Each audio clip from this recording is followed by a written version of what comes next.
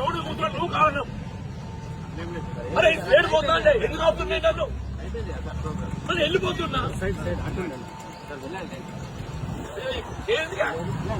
మరి ఏంది ఏం తమ్మా చేస్తుండో?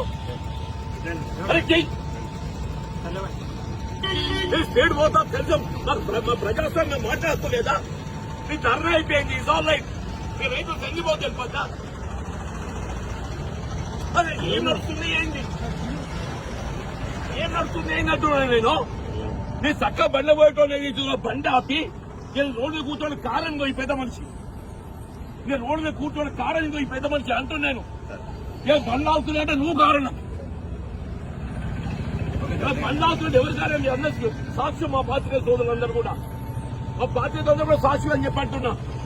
నేను స్టేట్ పోతుంటే ఏది ఇచ్చిందో నీ బండి దిగి రోడ్డు కూర్చున్న పరిస్థితి ఎవరు పట్టుకొచ్చిందే? మాట్లాడే హక్కు లేదా? ఫ్రీడమ్ ఆఫ్ స్పీచ్ లేదా? రైతులు సంఘీభావం తెలిపద్దా? నేను రైతులు అన్నమో రామచంద్ర అని చెప్పిన వాడు ఏదైతుందో నోటికాడు కూడెత్త కొడుతుంటే తావుగా నీళ్లు లేకుంటే వాళ్ళు ఏదైతే వరదకాలు ధర్నా చేసిండు.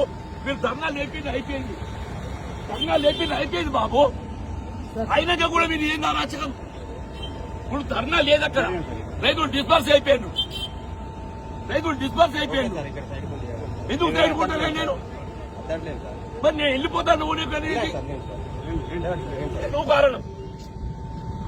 నేను రోడ్డు మీద కూర్చోవడం కారణం నువ్వు అంటున్నాను. నేను మా పాత్రిక అందరూ కూడా ఏదైతే మా సాక్షులు. బండి దగ్గర పోతా